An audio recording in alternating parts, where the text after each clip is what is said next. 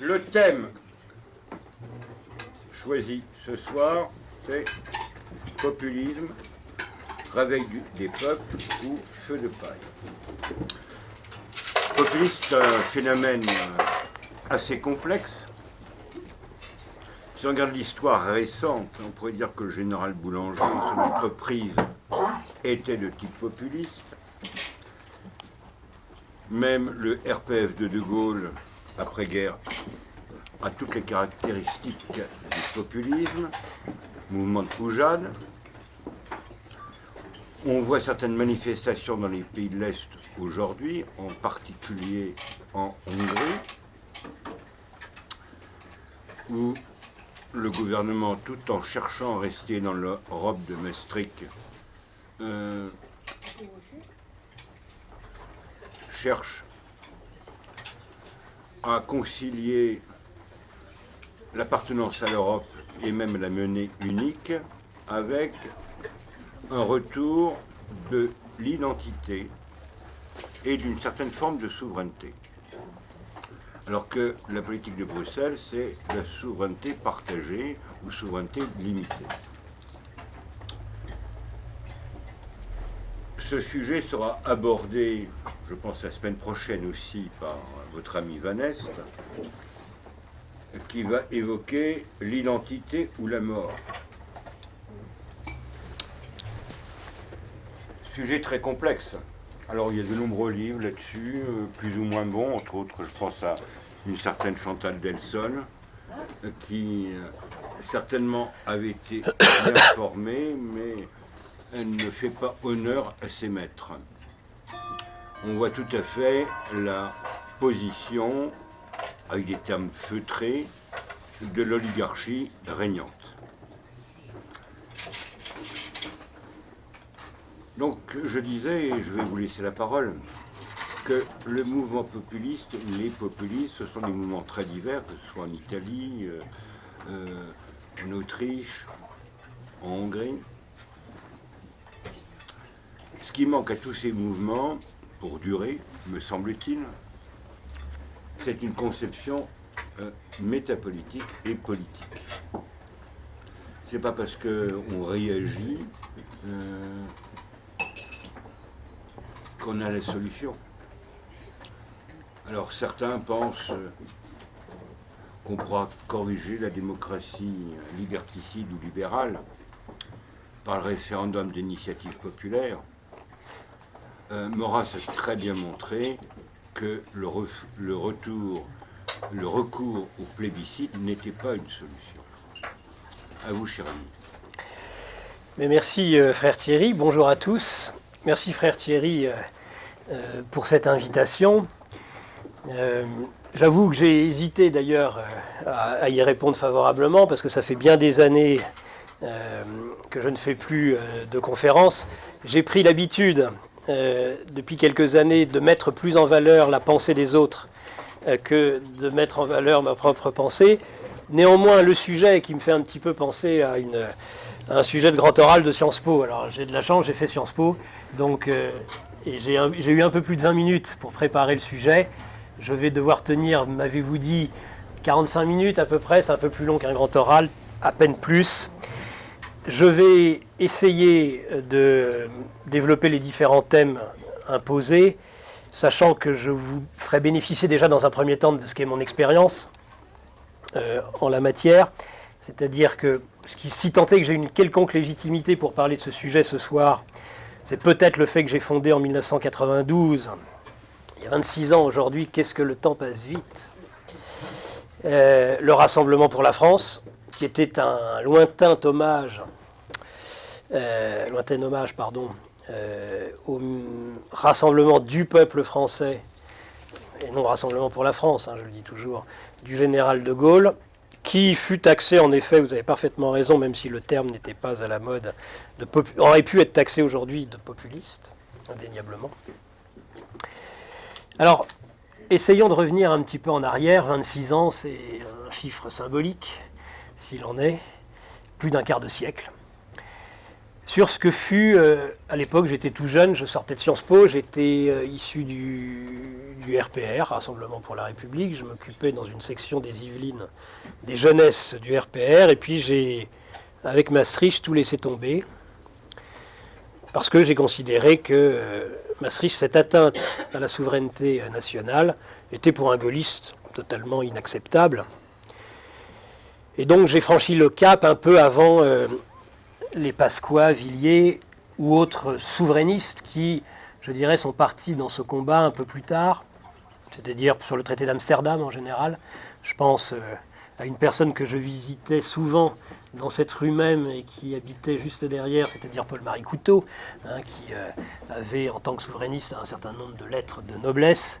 Alain Bournazel, évidemment, qui était son secrétaire général et avec qui j'ai travaillé pendant des années, que j'ai eu l'honneur de servir. C'est lui d'ailleurs qui m'a fait rentrer sur Radio Courtoisie. Et donc le combat est parti de là, sur le référendum de Maastricht. Il faut que je vous dise quand même qu'à l'époque, il était question d'abord de problèmes économiques et juridiques, tout au plus. Nous n'avions absolument pas la prescience de ce qui allait arriver. C'est-à-dire qu'on ne s'interrogeait pas tant, je dirais, ni sur les problèmes d'immigration. On commençait à peine à les percevoir. Ça ne veut pas dire que le Front National ne nous avait pas déjà alertés sur le sujet. Il y avait un certain nombre de tensions, même au sein du RPR, sur le sujet. D'ailleurs, les prises de position d'hommes politiques aujourd'hui jugées centristes étaient plus radicales que celles qui sont celles du Front National aujourd'hui. Vous vous souvenez peut-être des réflexions qui ont été faites durant la campagne présidentielle à Alain Juppé, qui en a dit, finalement, le discours que vous aviez dans les années 80 en tant que secrétaire général du RPR était plus identitaire que celle du Front National d'aujourd'hui. Néanmoins, nous ne percevions pas la problématique migratoire. On percevait encore moins la problématique musulmane et islamique. Alors ça, c'est arrivé après. Qu'on ne me dise pas qu'en 92, ou même avant avec l'acte unique, on parlait de l'islam. On n'avait absolument pas perçu ce problème, qui pourtant était déjà sous-jacent. Mais en tout cas, dans les grands défenseurs de la souveraineté nationale, ce n'était absolument pas perçu. Et puis on n'avait pas du tout perçu, on commence à peine à percevoir le problème culturel. La sous-culture américaine, qui est aussi un élément qu'on n'avait pas du tout pris en compte. Il n'y avait pas, on avait d'ailleurs depuis au moins 68 et peut-être même avant, laissé les universités, laissé les gauchistes dominer l'opinion publique. Donc dans les années 90, on n'avait pas perçu ça non plus. Donc en 92, nous avons perdu le référendum. C'était la première fois quand même qu'on nous interrogeait sur le sujet européen. On ne nous a reposé la question qu'une seconde fois et pas plus. En France, il n'y a eu que 2 référendums réellement sur l'Europe. Donc celui de 92 fut perdu de peu. C'est évidemment Maastricht, à très peu de choses près. Donc je vous disais, entre 92 et 99, on a eu les traités d'Amsterdam qui étaient à nouveau un problème avant tout de souveraineté. Problème de souveraineté nationale et de souveraineté, même pas de souveraineté populaire, de souveraineté nationale. Et de concession à la souveraineté nationale. On parlait à ce moment-là de supranationalité, et c'était à peu près le seul combat que l'on menait. Donc les élections européennes de 99 arrivent, et créent la surprise, avec Charles Pasqua et Philippe de Villiers, qui arrivent en tête des listes de droite aux élections de 1999, aux élections européennes.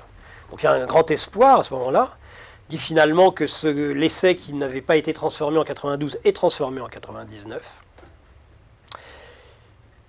Vous le savez, il n'en sera rien.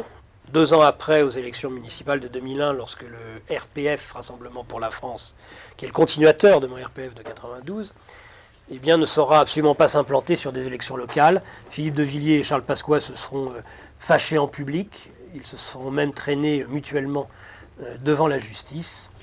C'est donc l'échec complet de la première alerte chaude, on va dire, que les européistes ont eu à connaître. Alors après arrive évidemment le référendum inespéré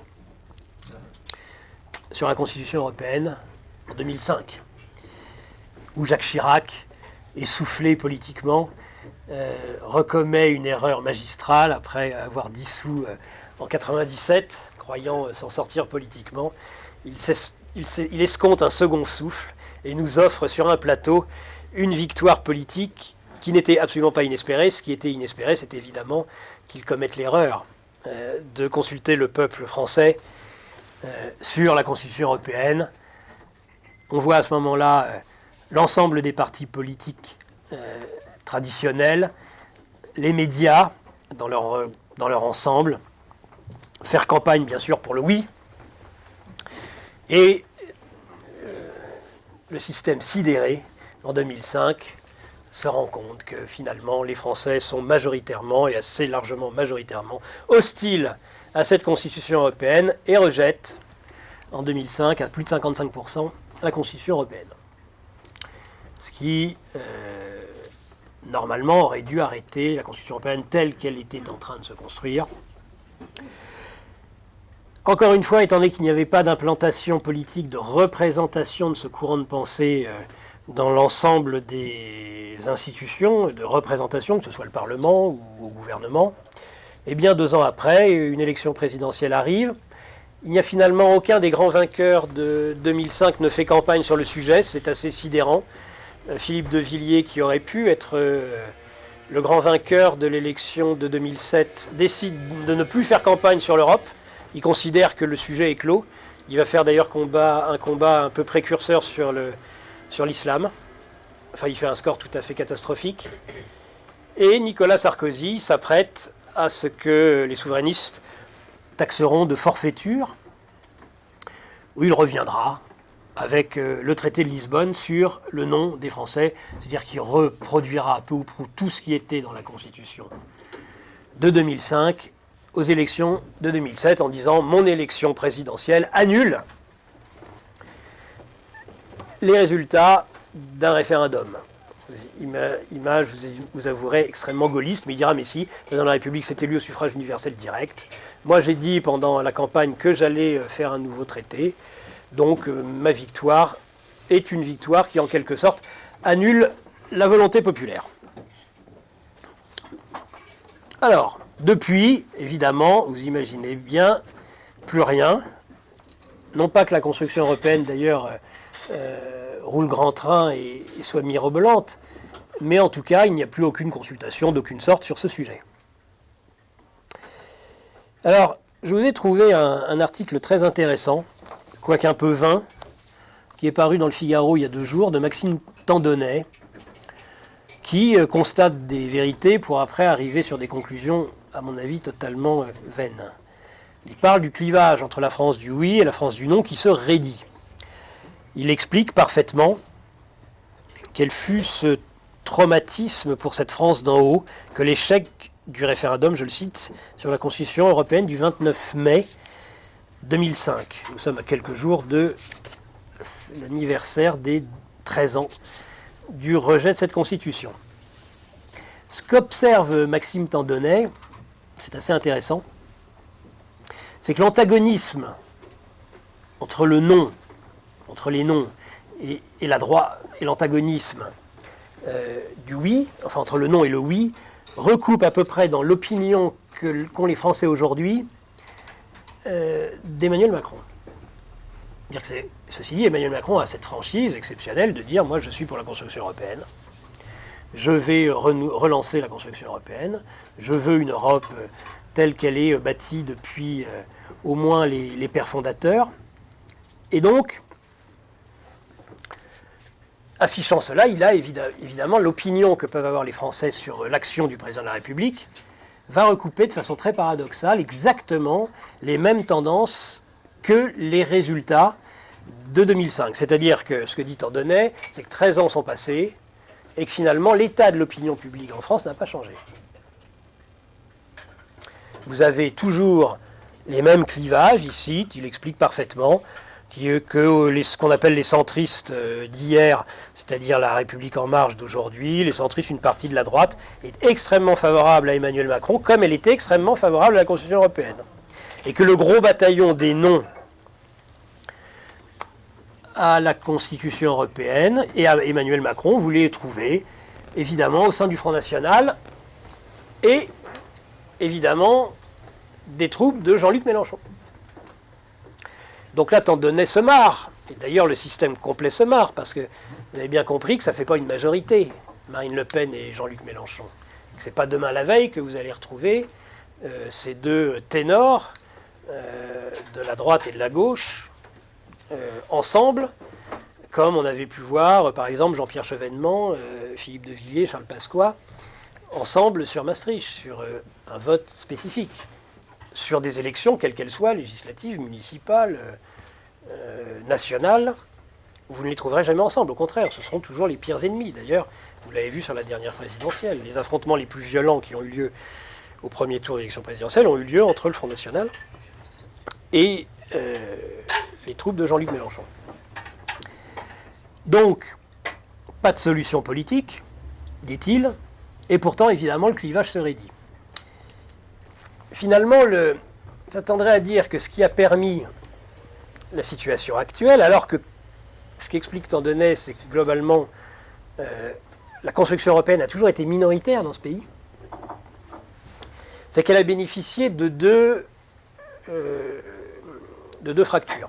D'abord au sein de la droite, c'est-à-dire qu'à une époque, indéniablement, UDF, RPR, Front National était majoritaire dans ce pays et aurait pu mener une politique alternative à la construction européenne, dans le droit fil finalement du discours de Cochin, de Jacques Chirac, mais des conflits que moi j'ai toujours considérés politiquement comme artificiels, c'est-à-dire Vichy, c'est-à-dire la guerre d'Algérie, ont créé une fracture au sein du camp des patriotes qui a interdit, qui a empêché ce rassemblement salutaire pour la souveraineté nationale et pour la sauvegarde de notre pays. Et aujourd'hui, un nouveau clivage, à mon avis, beaucoup plus... tout aussi artificiel au demeurant, puisqu'il a comme clivage, on va dire, le racisme ou l'antisémitisme, enfin plutôt le racisme. Alors que ça n'a jamais été un problème en France, enfin moi je ne sais pas, mais le racisme n'a jamais été une problématique française. C'est probablement une problématique aux États-Unis. Je pense qu'en effet il y a une problématique raciale aux États-Unis qui a toujours existé, qui existe toujours, qui met d'ailleurs ce pays au bord de la guerre civile, mais en France, excusez-moi, il n'y a jamais eu de problème de racisme. Ça n'a jamais été un élément fort, clivant du paysage politique français. Et pourtant, c'est globalement la raison principale de la non-alliance, on va dire, entre le Front National et les Insoumis. C'est ce qu'explique Jean-Luc Mélenchon, c'est que ces patriotes sont des racistes. Et que s'il n'y avait pas la problématique du racisme, les autres problèmes étant un peu subsidiaires, eh bien tout serait parfait. Mais évidemment, c'est un faux conflit qui à nouveau crée ce dilemme et qui fait qu'il n'y a aucune alliance possible politiquement. Donc je vous passerai les conclusions de Maxime Tandonnet qui sont totalement ridicules. Parce qu'il explique que la seule issue, parce qu'il explique, il dit c'est quand même un problème parce que la majorité ne peut pas accéder, il y a une opinion majoritaire sur des sujets essentiels tels que l'Union européenne, mais de toute façon ils ne peuvent pas accéder au pouvoir puisqu'ils ne pourront jamais être majoritaires, enfin dans un système majoritaire. Donc après, sa conclusion est totalement dérisoire. Il parle de nouvelle équipe politique déterminée à transcender la déchirure. Enfin, c'est du lyrisme, c'est du blabla.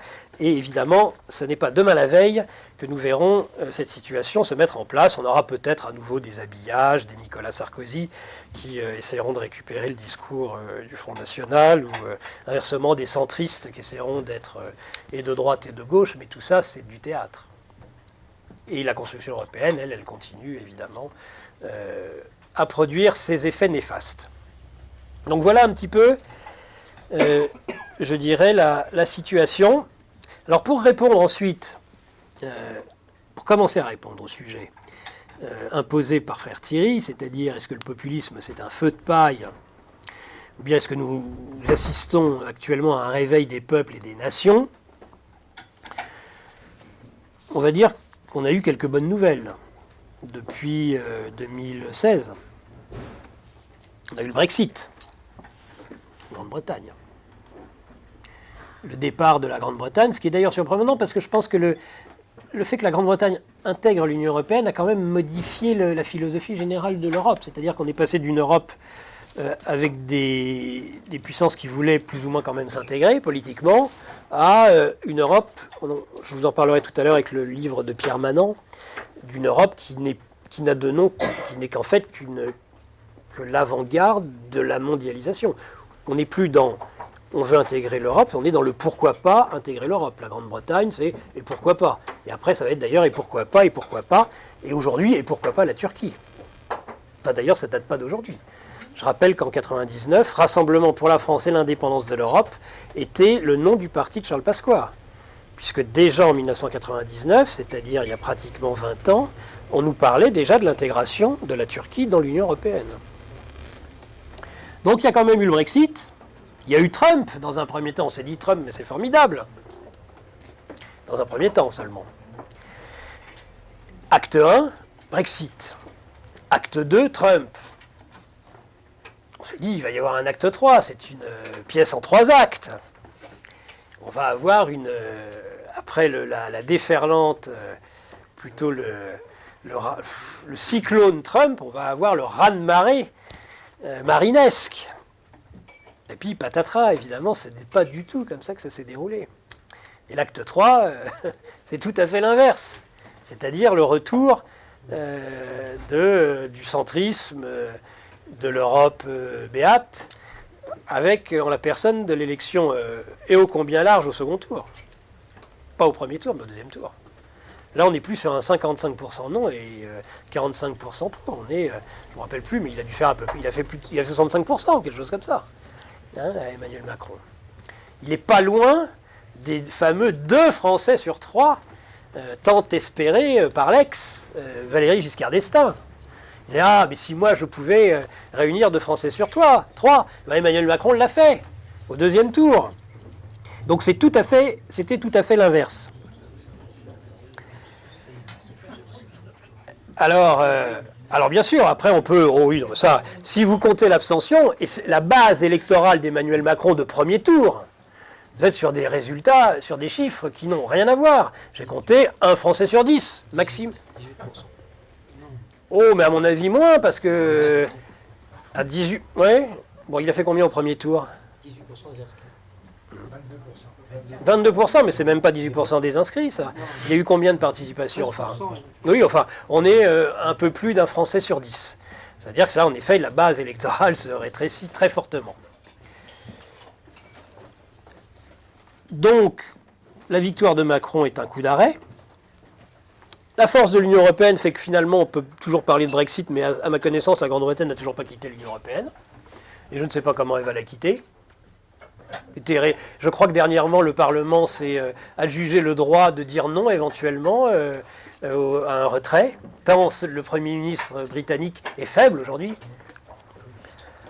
Deuxième coup d'arrêt, le poids de l'administration américaine, qui fait qu'aujourd'hui, finalement, Donald Trump mène la politique, non pas des faucons démocrates, mais des faucons républicains, dans à peu près tous les domaines.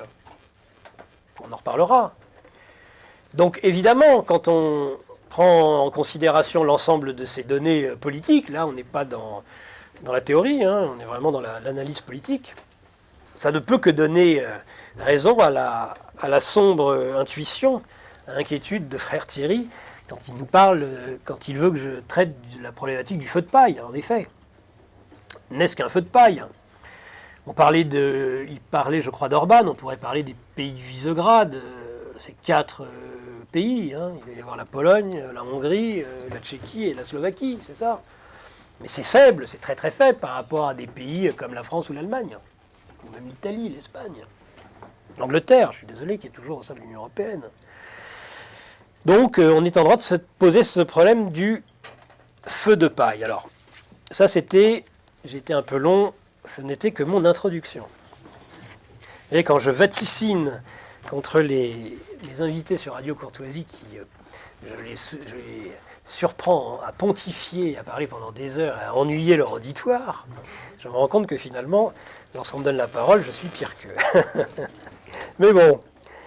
Alors, je voulais vous parler un peu à ma façon, et puis parce qu'on est quand même, c'est une invitation de frère Thierry, on n'est pas dans n'importe quel endroit, je suis capable de regarder un petit peu ce que j'ai autour de moi. Je vais essayer de de traiter le sujet sur un angle non pas théologique, mais je vais interroger quand même la problématique religieuse ce soir sur à la fois le mondialisme, le populisme et l'avenir finalement de l'Occident. Parce que je crois on peut faire de l'analyse politique pendant des heures, mais on est bien obligé à un moment donné de se poser les questions fondamentales. Alors, sur le mondialisme, pour définir le mondialisme, parce qu'on ne peut pas parler de populisme si on ne lui pose pas son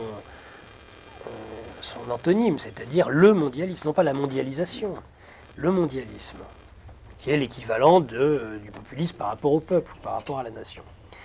Ben moi, je dirais que celui qui a le mieux défini le mondialisme, j'ai été frappé, sidéré par ce qui a été dit et par qui d'ailleurs l'a dit.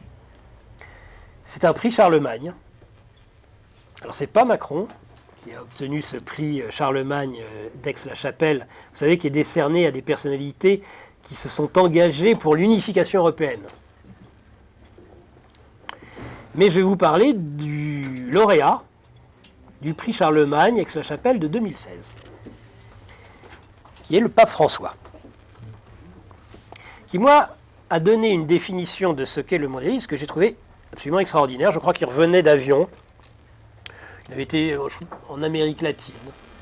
En particulier, il était allé, à ce moment-là, je crois, protester contre les restrictions à la politique migratoire à la frontière entre le Mexique et les États-Unis d'Amérique. Preuve que d'ailleurs, les migrants, ils ne les aiment pas qu'en Europe, ils les aiment partout. Hein. Ils les aiment aussi en Amérique du Nord. Hein. Alors il a dit quelque chose que j'ai trouvé extraordinaire. Certains seront peut-être moins choqués parce qu'habitués à l'infaillibilité papale, mais tout de même, sur Trump. Qu'est-ce que dit le pape François en retour où il faisait des petites conférences improvisées avec une meute de journalistes dans les avions privés qu'il ramenait à Rome, au Saint-Siège. Une personne qui veut construire des murs et non des ponts n'est pas chrétienne. Et ce qu'on ne dit pas, parce que ça les médias s'en foutent un peu, mais ce que je trouve encore plus extraordinaire pour un chrétien, il rajoute, je ne sais pas si vous l'avez lu, ce n'est pas l'évangile.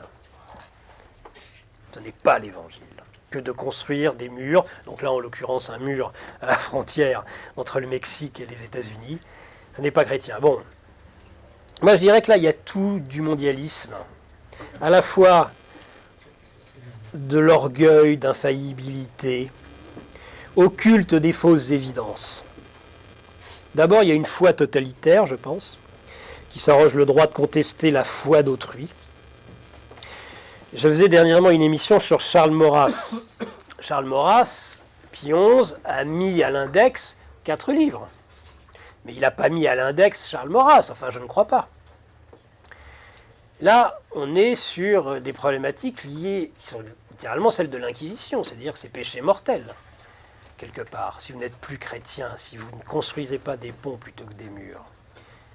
Donc il y a vraiment une radicalité chez ce pape, dont d'ailleurs il ne faut pas se... Je conseille le bouquin d'André sur la politique des papes. Non, pas André, d'Andrieux, pardon. Excusez-moi, d'Andrieux. Que j'ai reçu, et qui explique que d'ailleurs le pape François n'est pas le premier à développer ce genre de théorie, et que Benoît XVI, qui est pourtant porté au nu par certains dans nos milieux, a eu, c'est vrai, sur l'islam, sur Ratisbonne, des propos salutaires, mais sur les phénomènes migratoires, Benoît XVI n'était pas très différent, et Jean-Paul II encore moins, que le pape François. Donc c'est quand même pas en plus quelque chose de nouveau. Il ne s'agit pas de faire du pape François le bouc émissaire. C'est quelque chose qui existe depuis un certain temps dans l'Église, peut-être depuis beaucoup plus longtemps qu'on l'imagine. Donc, après les fausses évidences, parce que moi je me suis interrogé sur les mots qui étaient employés. Ça paraît tellement évident que quelqu'un, parce que derrière les ponts évidemment vous avez la paix, et puis derrière les murs vous avez la guerre. En tout cas c'est le message subliminal. Ben moi déjà je ne suis pas persuadé du tout, pour tout vous dire, que faire un pont, et les bâtisseurs de ponts, ce soient nécessairement des personnes de paix. D'ailleurs, même, je pense que c'est l'inverse. Je pense que d'ailleurs, quand on fait des ponts, à l'origine, c'est pas du tout pour faire la paix. Ce fut après un certain temps, peut-être pour commercer, mais au début, c'est plutôt pour aller chercher des noises à son voisin. On fait des ponts pour aller lui faire la guerre. C'est pas du tout l'instrument de paix. D'ailleurs, dans la mythologie, vous avez une reine qui est la reine légendaire de Babylone, qui est la reine Simiramis, et c'est elle qui aurait construit le premier pont. Et c'est quelqu'un qui a passé sa vie à faire la guerre. Donc on sait pourquoi elle faisait des ponts. Pas du tout pour établir la paix. Je mets en particulier un livre à votre attention, qui en plus vient de quelqu'un dont je ne partage pas loin sans faute toutes les idées, c'est Régis Debray, qui a fait, je trouve, un excellent petit bouquin qui s'appelle Éloge des frontières. Éloge des frontières de Régis Debray. Ça, ce livre, je le trouve, est remarquable. Il explique que le mur marque une frontière entre le profane et le sacré. Que le mur, c'est ce qui monte. Alors, entre le profane et le sacré, ou entre deux univers, entre l'univers, je dirais, de la vie et puis l'univers de la mort. Vous avez remarqué, comme d'ailleurs, au Carrefour, lorsqu'il y avait des apparitions, les chrétiens, qu'est-ce qu'ils faisaient? Ils disaient, oh là là, des apparitions, on va mettre un calvaire. On fait monter quelque chose. Donc ce mur, il est même pas, on peut même pas dire qu'il est fait de façon belliqueuse pour affronter un ennemi qui est à l'extérieur. Déjà, éventuellement, il est plutôt fait pour se défendre que pour attaquer. Ça paraît évident. Et il est là pour marquer quelque chose qui aurait dû interroger le pape François, c'est-à-dire la frontière entre le profane et le sacré.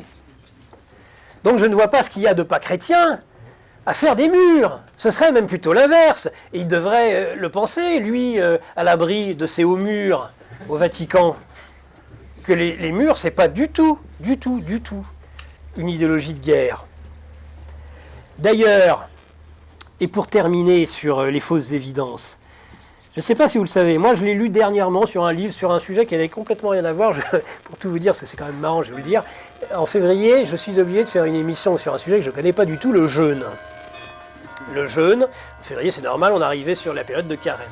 Et je lis un petit bouquin d'un philosophe allemand sur le jeûne, et alors il le termine de façon très drôlatique sur... je ne me rappelle plus pourquoi il en vient là, d'ailleurs c'est assez amusant, mais il finit en parlant du monde, et il cherche le monde mondialisme, il cherche la racine, il nous explique la racine du mot monde. Et les mondialistes, je pense qu'ils ne savent pas. Mais vous savez, quand on est totalement aveuglé, et que l'on croit que l'on peut tricher avec les mots vous font souvent des farces extraordinaires. Ils manquent totalement d'humour, tous ces gens-là. Et bien moi, je vais vous dire, le monde, je ne savais pas du tout quelle était sa racine. Mais en tout cas, sa racine, c'est pas du tout la paix, c'est l'inverse. On entend souvent parler, dit cet auteur, de fin du monde. Il est curieux de constater que personne ne parle de la fin de la Terre. Une explication vient des langues germaniques. World, en anglais. Ça, si j'étais sur Radio Courtoisie, je ne pourrais pas le dire, ou je devrais mettre 1 euro dans le cochonnet. Comme Wereld en néerlandais vient de Warhol et veut dire l'âge des guerres. Donc le monde, à l'origine, c'est l'âge des guerres. Et j'ai envie de dire que le mondialisme, ce sont les métastases de ce cancer, en effet, qui est la guerre, indéniablement. Parce que je ne crois pas qu'être pour les nations, c'est être et revendiquer le droit à la guerre et le plaisir de faire la guerre. C'est absolument pas ça. Une vieille nation européenne, j'ai envie de dire, s'il y a bien quelque chose que nous ne souhaitons plus avoir aujourd'hui, dans le monde, c'est la guerre. Par tous les moyens, on aimerait pouvoir l'éviter. Donc le mondialisme, et on le voit bien, c'est la guerre partout. Il n'y a jamais eu autant de guerres dans le monde. Et l'État qui est le vecteur ou les États, on va dire anglo-saxons, en tout cas les États-Unis, qui est le vecteur de ce mondialisme, fait la guerre à peu près partout dans le monde. Et c'est d'ailleurs la première puissance guerrière au monde, et de très loin, sans commune mesure avec aucune autre puissance. Donc on constate que finalement, ça sera ma conclusion sur la première partie, sur qu'est-ce que le mondialisme. Eh bien le mondialisme, c'est tout à fait l'inverse de la paix, c'est la guerre qui se généralise comme un cancer qui, plein de métastases, touche le corps tout entier. C'est évident, mais on pense évidemment toujours l'inverse. Alors après, comment définir le populisme, cher frère Thierry? Je vais être assez d'accord avec vous. Le populisme, c'est la démocratie en tant que telle. C'est la démocratie. Démocratie, c'est le pouvoir. Déjà, réinterrogeons les mots. C'est le pouvoir au peuple, c'est le pouvoir du peuple. On peut revenir sur la formule d'Abraham Lincoln, si c'est nécessaire. Alors, est-ce que c'est la démocratie le problème? Venons de bons démocrates. On est à nouveau dans des paradoxes extraordinaires. Alors, je vais être un petit peu plus théorique. En effet, il y a plusieurs formes de démocratie. Là, on est bien d'accord. Vous avez cité tout à l'heure la démocratie directe. Et vous avez fait dire à Charles Maurras que le piège était le référendum plébiscite. Alors c'est pas ça quand même. La démocratie directe telle qu'elle existe en Suisse, ça, si je ne peux pas être d'accord avec vous, frère Thierry, dire que la démocratie directe, c'est au contraire, c'est une initiative populaire. Donc c'est tout sauf le plébiscite. Ça n'a rien à voir. Il y a plusieurs formes de démocratie. Vous avez la démocratie pluraliste de l'Occident. Vous avez les démocraties autoritaires, presque autocratiques. C'est-à-dire l'autocratie démocratique. C'est Poutine. Poutine, c'est ça. Poutine, c'est un élu. Il est élu de façon extraordinaire, magistrale. Et on ne peut pas parler d'élections telles qu'elles existaient dans les démocraties populaires à l'époque de l'Union soviétique et des années derrière le rideau de fer. Il a été élu des plus démocratiquement qui soit, Vladimir Poutine. Et avec quel score? Là, on n'est plus sur 2 Français sur 3. On est sur 3 Russes sur 4. Et ce, dès le premier tour, lui, par contre, là. On n'est pas sur une base électorale d'à peu près 1 Français sur 10. Avec un taux de participation qu'on attendait très faible, qui finalement est raisonnablement positif. Et pas mauvais. En tout cas, c'est quelqu'un... Et ça, ça n'a rien à voir avec les élections à l'Ouest, qui est réélu bien mieux qu'il n'avait été élu la fois précédente. C'est tout à fait remarquable.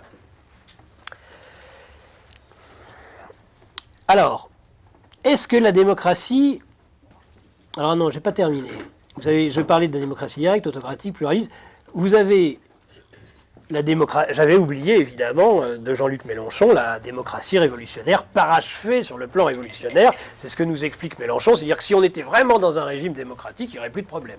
Mais on sait bien que cette démocratie, c'est la tyrannie. C'est le totalitarisme. Donc on va lui faire son sort rapidement à cette forme de démocratie. Ce que je crois comprendre dans ceux qui considèrent que le populisme... et pourtant au sein même de notre famille politique est voué à l'échec, ce sont tous les milieux, on va dire, contre-révolutionnaires. Et j'ai même envie de dire pratiquement jusqu'à Tocqueville, qui n'était pas pourtant, à proprement parler, un contre-révolutionnaire. C'est-à-dire que la démocratie induit de toute façon des clivages. Il y aurait en quelque sorte une guerre civile permanente avec la démocratie, puisque la démocratie, ce serait toujours un clivage. Alors que l'intérêt public, ce n'est pas un clivage. Ça, c'est toute la pensée de Charles Maurras, et vous avez déjà eu, j'imagine, d'excellents auteurs pour vous parler de la pensée de Charles Maurras, n'est-ce pas, cher frère Thierry? Et donc, je ne reviendrai pas sur ce sujet aujourd'hui, même si j'avoue qu'au moins, en tout cas, la démocratie, pour parler comme Michel Vinocq, provoque des fièvres hexagonales, ça on est bien d'accord. Donc le frère Thierry a parlé de Boulanger, mais c'est-à-dire qu'il y a eu le 6 février 1934, vous avez eu en effet le poujadisme, vous avez eu une série de fièvres hexagonales, sauf que quand on a pensé à ça, et je me souviens très bien à l'époque, étudiant, on nous opposait Vinocq en disant mais tout ça c'est pas grave, c'était le Front National au début des années 80, je disais c'est une petite fièvre hexagonale, sauf que là ça fait quand même plus de 25 ans que ça dure. Et que là, il n'y a pas fièvre hexagonale, il y a autre chose. D'ailleurs, je voulais revenir sur ce que disait Tandonnet. Je suis très surpris qu'il y ait une stabilité, en effet, de l'opinion publique depuis 2005 ou depuis 1992. Parce que la France, sociologique, électorale, a beaucoup changé depuis le milieu des années 80 jusqu'à aujourd'hui. Donc dire que c'est neutre et finalement il y a une rigidité entre la France du non et la France du oui, c'est quand même oublier qu'il y a de l'eau qui a coulé sous les ponts pendant 30 ans. Et que la problématique telle qu'on la connaissait dans les années 80, il n'y avait pas nécessairement que de la cécité, à ne pas vouloir envisager le problème migratoire, parce qu'on n'était pas confronté dans les années 80 à ce problème aujourd'hui. C'est-à-dire que pendant ces 30 années où les mêmes ont été au pouvoir, il y a eu des dégâts considérables, et qu'on n'est plus du tout dans la même situation. Et que c'est en effet très surprenant de voir qu'il existe encore à peu près un équilibre. D'ailleurs, quand on dit que 80% de l'électorat de Mélenchon est contre l'Union européenne, ou la construction européenne, et contre Macron en tout cas, mettez-le quand même en corrélation avec le fait que Jean-Luc Mélenchon a récupéré l'électorat captif dont avait su en 2012 s'emparer François Hollande, qui est le vote musulman. En 2012, François Hollande doit son élection, ou en tout cas pas loin de son élection, au fait que 90% au second tour du vote dit musulman a voté pour François Hollande. Avec les manifestations de liesse, d'ailleurs, le soir de son élection sur les Champs-Élysées. Les touristes s'en souviennent encore. Mais j'avais vu déjà la même chose avec, pour tout vous dire, en 2002 avec Jacques Chirac. J'étais allé, malheureusement, j'avais accompagné ma mère, qui était très chiracienne, qui avait voulu que j'y aille absolument, moi je ne voulais pas y aller. Et alors, quand j'avais vu qu'il y avait finalement plus de drapeaux marocains, algériens, turcs que des drapeaux français, évidemment, ça avait fait un petit peu grise mine. Mais bon, on avait gagné, hein, c'est un peu comme la finale de la Coupe du Monde de foot avec Zidane. Ah, bravo. Alors... donc on était, je vous ai parlé de la démocratie, des problèmes de clivage. Ce que je pense est le plus intéressant dans la pensée contre-révolutionnaire sur la démocratie, quant aux freins justement au populisme, c'est le fait qu'ils avaient compris il y a extrêmement longtemps, chose que nous subissons aujourd'hui de plein fouet, c'est-à-dire que la démocratie nécessite un contrôle de la société par les mass-médias, mais un contrôle extrêmement puissant. Ça, des gens comme Charles Maurras y avaient pensé. Et même avant, bien avant, ils avaient perçu l'importance des mass-médias et que de toute façon, la seule façon d'éviter, ou en tout cas de retarder les conflits et les guerres civiles au sein des sociétés, était d'avoir des mass-médias extrêmement puissantes qui structuraient l'opinion publique. C'est la seule façon qu'avait la démocratie, dite pluraliste, de se maintenir. Et c'est exactement ce à quoi nous assistons aujourd'hui. Ça, je n'en dirai pas plus, parce que je pense que tout a été dit sur cette pensée contre-révolutionnaire.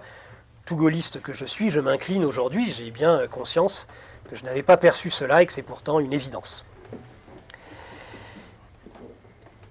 Que dire sur le peuple? Alors vous avez je dirais, celui qui nous a mis la puce à l'oreille pour nous dire finalement le peuple n'est pas quelque chose alors, si important que ça, c'est Pierre Rosanvallon dans son ouvrage sur le peuple introuvable. Pierre Rosanvallon, qui est pourtant une personnalité bien pensante, s'il en est, nous explique que les Français, les individus aujourd'hui, en ont marre de toutes ces abstractions que serait le peuple. Il écrit « Les individus ne sont plus capables de s'appréhender comme membres d'une société. Leur inscription dans une totalité lisible et visible est devenue pour eux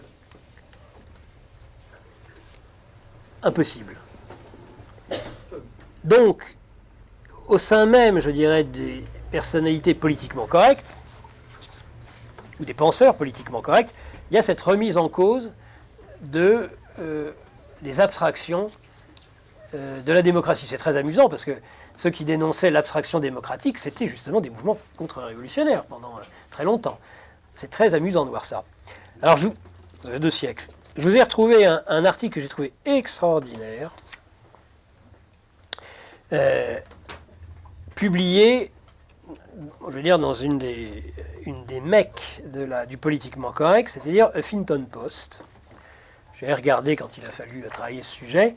Le titre en dit long, « L'absolue souveraineté du peuple, un mirage pour la démocratie ». Et alors, la personne qui ne mérite même pas d'être citée, l'auteur qui ne mérite vraiment pas d'être cité, développe une théorie. Alors, il explique, en effet, il parle comme vous de démocratie directe, de choses comme ça. Alors il revient sur la démocratie directe en disant c'est très inquiétant la démocratie directe. La preuve, le référendum sur les minarets en Suisse. Alors, l'initiative proposant d'interdire la construction des minarets, ça, il est comme le pape François, cet auteur, il est confondant de naïveté et de certitude. Il dit était anticonstitutionnel et violait plusieurs conventions internationales ratifiées par ce pays. Extraordinaire. Dire, il n'avait pas le temps. Aujourd'hui, vous avez votre réponse, hein, quand il y a un certain nombre de personnes qui disent mais pourquoi on n'a jamais été consulté par référendum sur les phénomènes migratoires, sur l'immigration. Eh ben, la raison, c'est que tout simplement, ça contreviendrait à des conventions internationales, je suppose. Il le dit. C'est anticonstitutionnel. D'ailleurs, je pense qu'un référendum sur l'immigration, demain, proposé par un fou, un illuminé, serait considéré comme anticonstitutionnel. Circuler, il n'y a rien à voir. Alors, il dit à la fin, bon, après avoir évidemment dit « Ah, mais on voit bien à qui profiterait, ça c'est extraordinaire, on voit bien à qui profiterait cette démocratie souveraine de démocratie directe. Hein, il dirait les thèmes, après on ne parlerait plus que de politique européenne, d'établissement des priorités entre sécurité et liberté publique, l'immigration et l'asile, le multiculturalisme et la laïcité. » Mais il ne se trompe pas, ça serait en effet tous les sujets qui seraient mis, sur lesquels nous pourrions tous voter. Tous ces sujets, j'y souscris absolument, qui nécessitent au minimum des référendums, en tout cas une remise en cause. Multiculturalisme, laïcité, problème de sécurité, problème d'immigration, problème d'asile, problème de politique européenne. C'est évidemment là-dessus sur lequel je crois que tous les Français aimeraient pouvoir être consultés. Eh bien justement, il ne faut pas qu'on puisse les consulter là-dessus. Et alors il finit, c'est extraordinaire, je vais vous le lire parce que c'est un monument d'anthologie. Méditons l'exemple suisse. Le résultat de chaque scrutin y est devenu le reflet dans lequel un peuple parachevé admire l'absolue souveraineté qu'il exerce sur lui-même. Prise dans ce jeu de miroir, la collectivité politique ne s'émancipe pas, elle se replie sur elle-même dans l'espoir illusoire de maîtriser son destin. Comment éviter de s'enfermer dans ce narcissisme mortifère? C'est un narcissisme mortifère, sans pour autant renoncer à la souveraineté populaire. Ah quand même, il ne faut pas renoncer à la souveraineté populaire, on est content de le savoir. La formule de Lincoln est féconde, à condition d'admettre que loin de résoudre tous les problèmes, elle nous confonde sans cesse à la question démocratique. C'est beau. Ça, c'est le questionnement. Hein. C'est un petit peu comme Macron quand il était au Bernardin. Il disait, l'Église, vous m'intéressez dans votre questionnement. Hein. Pas de nous donner des certitudes, juste que vous avez le droit de poser des questions. C'est bien, c'est le rétablissement hein, du lien entre l'Église et l'État. Cette mise en garde invite le peuple à ne pas se projeter comme une institution autosuffisante et à entretenir les instances tierces qui permettent à sa souveraineté de ne pas se réduire à l'image de sa propre action. C'est à cette condition que le pouvoir qu'il exercera sur lui-même contribuera à son émancipation. Donc si je comprends bien, le peuple, enfin c'est un extraordinaire paradoxe de l'esprit, dire que le peuple ne contribuera à son émancipation qu'à la condition donc de laisser à d'autres le soin de l'émanciper. C'est à peu près ça. Pardon ? Quel est l'auteur de cet article ? Ah, je ne sais pas s'il faut le citer parce que je ne sais pas s'il le mérite. Ah si, on peut connaître. Alors ils sont deux, vous allez rire. Le premier s'appelle Smaïn Lacher et le deuxième Cédric Terzi. Voilà. Ça, j'ai trouvé vraiment que ça méritait qu'on le partage.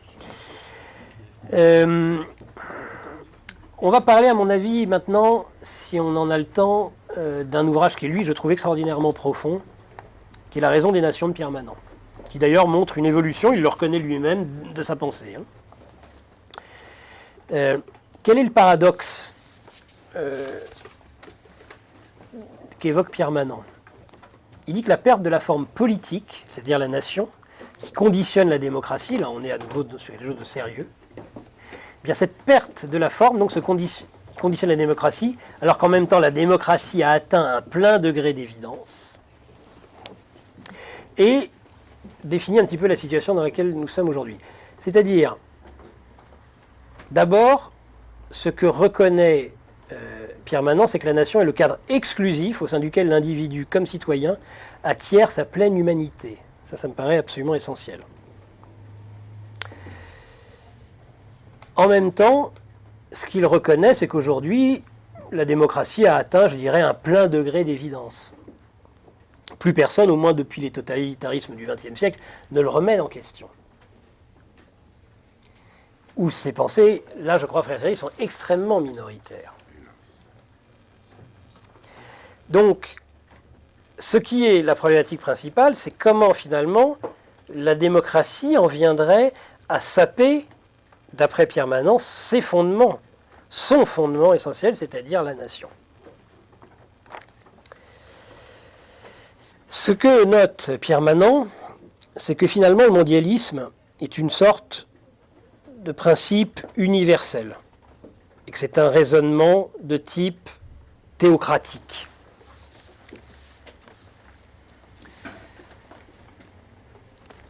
Comment le traduit-il ? Alors, la destitution du pouvoir politique et du point de vue politique tient en effet au fait que l'action humaine n'a plus de sens et de légitimité que si elle peut être subsumée sous une règle universelle de droit. Donc, évidemment, c'est Kant. Ou sous un principe éthique universel, que si elle peut être décrite comme une application particulière des droits universels de l'être humain. Il dit cet universalisme menace très paradoxalement la démocratie, car il s'apparente à un raisonnement théocratique. Cela même qui fonde l'exercice démocratique n'est pas, dans le cadre de l'universalisme, la particularité de l'État souverain, mais le principe universel inconditionnel auquel on se soumet aussi aveuglément qu'au commandement divin, tout aussi universel. C'est extrêmement profond et en même temps difficile à résumer dans le cadre d'une conférence. Mais en tout cas, je crois qu'il faut absolument avoir à l'esprit, même si ce n'est pas le premier, Chesterton en avait parlé bien avant, de ce qu'il y a de théocratique, peut-être une théocratie sans Dieu, j'en sais rien, mais dans le discours mondialiste. Il y a un aveuglement, j'ai presque envie de dire, mais c'est là qu'il est sans Dieu et c'est ça que c'est inquiétant. Il me fait penser ce mondialisme un petit peu à l'image d'Abraham qui reçoit cet ordre, qui paraît insensé, de sacrifier son fils, son unique. Va pour aller le sacrifier sur une montagne. Évidemment, il y aura la main de l'ange pour le sauver in extremis. Et là, je pense qu'avec le mondialisme, qui est cette une même folie théocratique, aujourd'hui, on parle beaucoup de suicide, mais c'est du fait que finalement la démocratie, en acceptant finalement tout à fait l'inverse, est en train de se suicider, comme je disais, comme dans l'Ancien Testament, Abraham va pour le sacrifice de son fils. Ce qui est peut-être inquiétant, c'est que cette théocratie sans Dieu fait que ce sacrifice, il pourrait bien aller jusqu'au bout, c'est-à-dire au sacrifice de la nation, au sacrifice du support même de ce qu'était la démocratie. Et ça, je crois qu'il faut absolument méditer là-dessus. C'est-à-dire que c'est peut-être une théocratie, ce discours mondialiste, universaliste, mais parce qu'il est sans Dieu, au dernier moment, il risque de ne pas y avoir de sauvetage. Je le trouve plein d'actualité, ce livre de Manant, parce qu'il parle de sujets très intéressants, tels que la peine de mort aux États-Unis, Israël, peuple qu'il juge à la fois peuple et souverain, ce qui est une aberration aujourd'hui, en effet, pour l'Union européenne. D'ailleurs, on peut remarquer combien l'Union européenne est actuellement particulièrement hostile à ce qui est en train de se dérouler au Moyen-Orient. Je vous rappellerai qu'aujourd'hui même, ce 14 mai, est le 70e anniversaire de la création de l'État d'Israël. Il y a énormément de dates qui s'entrechoquent. Vous avez certainement entendu parler des débuts d'émeutes et d'insurrections sur la bande de Gaza, à nouveau, le jour même où est inaugurée l'ambassade des États-Unis à Jérusalem, sans me poser tant de problèmes. Très honnêtement, encore une fois, je pense qu'on fait de Trump, plus ou moins, en tout cas au début, le bouc émissaire, et que je pense que de toute façon, ce 70e anniversaire de la création de l'État d'Israël était attendu, et qu'il devait s'y passer quelque chose. Ils appellent ça la marche du retour. Et d'ailleurs, la journée de demain sera probablement beaucoup plus violente encore que la journée d'aujourd'hui, non seulement parce qu'il marquera le début du Ramadan, c'est étonnant, hein, 70e anniversaire le 14. Alors après, on croit ou pas et à la symbolique des nombres et à la concordance des dates, mais quand même. Et la Pentecôte qui arrive, parce que ça, on va parler de la Pâque des Nations, entre l'Ascension et la Pentecôte.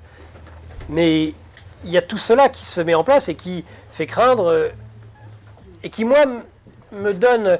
Macron disait, ça a été très étrange, il disait, mais je crois dans l'avenir de l'Europe, parce que l'Europe aujourd'hui est frappée par des tragédies. Alors je trouve que pour un chef de l'État, c'est quand même très ennuyeux de dire des choses pareilles. Mais il le dit clairement dans son dernier discours à Aix-la-Chapelle. Il dit, oui, mais moi je crois en l'Europe, parce qu'avec toutes ces tragédies, l'Europe va être obligée d'avancer.